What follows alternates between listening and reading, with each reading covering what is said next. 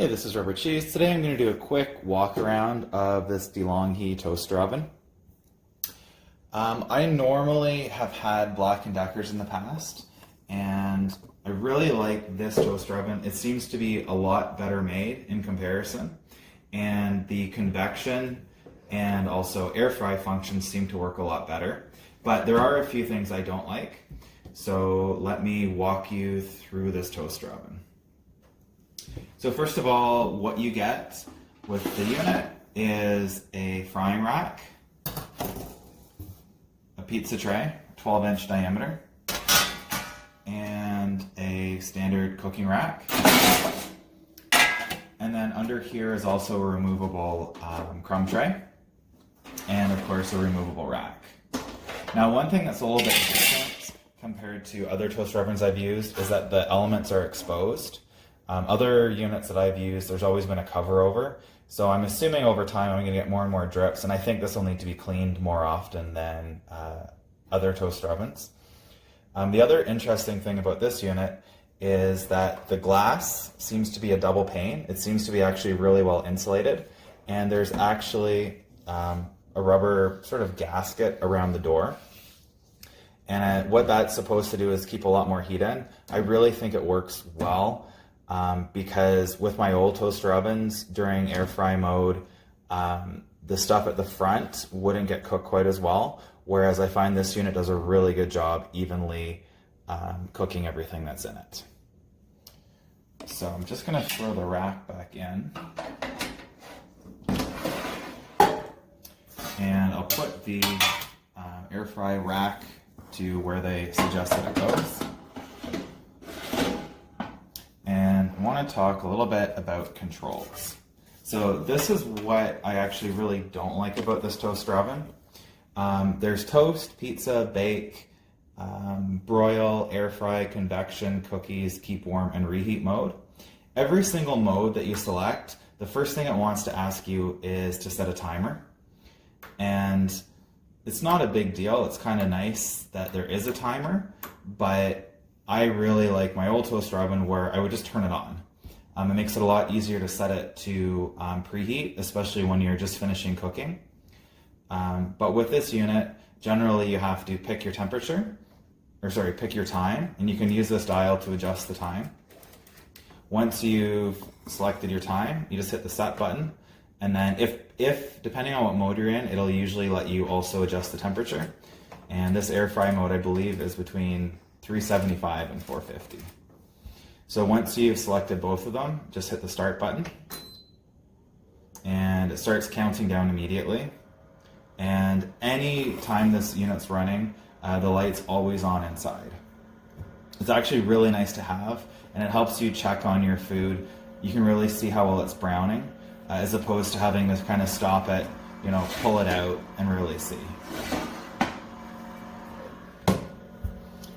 Other things that you can do with this, when it's not in use, there's a screen, there's always a clock.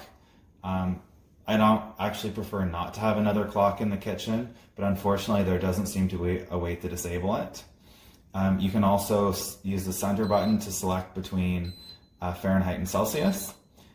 And you can also use this button during operation to have the oven to show you exactly what temperature the interior is at. And then this here button is for frozen items. So for example, if you're using the pizza function, if it's frozen, you want this button pressed. If it's a fresh pizza, you press it again, and it adjusts accordingly.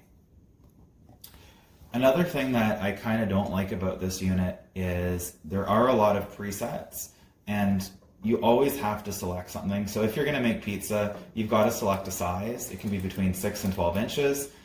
Fresh or frozen. What I find a bit annoying is that even if I'm making a 12-inch fresh pizza, it's suggesting 19 minutes of cooking time, but in reality, in this toaster oven, I actually only need, if I set it for 6 inches frozen, which is 9 minutes, that's actually more close to the proper cooking time for a pizza. So if you buy this, at first, really monitor and don't just blindly rely on the timer. So what else is there? The unit's a little bit smaller than my previous toaster oven, smaller in that it's shorter. It's under 10 inches high. That is really nice, except in my case, just with this kitchen, the way things are, I actually prefer a little bit taller toaster oven because that does a better job hiding all these cords back here. But I think for most people, a smaller size is better. So it's just under 10 inches high. It's 15 inches deep. It actually sticks back to about here. And it's about 18.5 inches wide. The power cord on the back is 42 inches, so that gives you a lot of ability to adjust it in your kitchen. You may be able to hear, right now the fan's kicked on. It's very quiet, but sometimes after cooking, it'll kick on. Just a little bit unusual. I've never had a toaster oven do that before. But I guess it's just cooling itself off. So, I mean, we've used the air fry function to make mozzarella sticks, appetizers, some frozen fries, and samosas. It works really well. It definitely works better than the air fry functionality of the two Black & Decker air fry toasters that we've had in the past. So that is really good. I think that the fan is much stronger in here than previous toaster ovens that we've had. And then also I really think that the insulated front window and gasket helps as well. So included is a 1-year warranty, which is pretty typical, I think, no matter what toaster oven you buy. And as far as toaster ovens go, it's a weird thing to say, but I'd say this is definitely the best looking toaster oven I think I've ever seen. Everything seems to be, you know, brushed stainless, or at least has that look, and it really pulls it off well. The only item which seems a little bit cheap is this here knob when you're adjusting the dial. Sometimes it skips a little bit. It's really not that big of a deal, but it just doesn't click the way you'd almost want it to. So what I like about this, I love the way it looks, like I said, and it does a really good job cooking. What I don't like about it is that there's always a timer running, which is kind of annoying.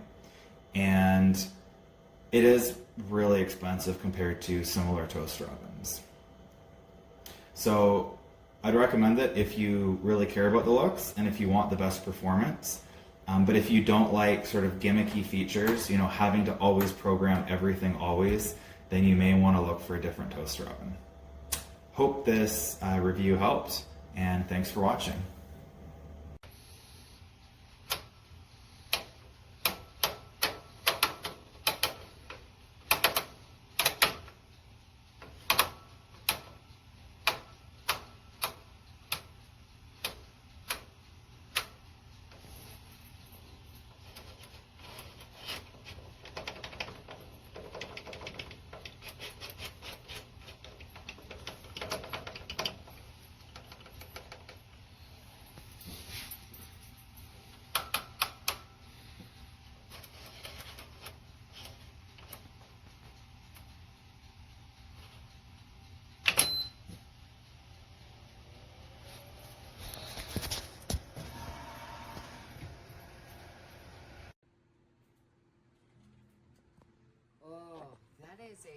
Oh yeah, look at that, holy crap.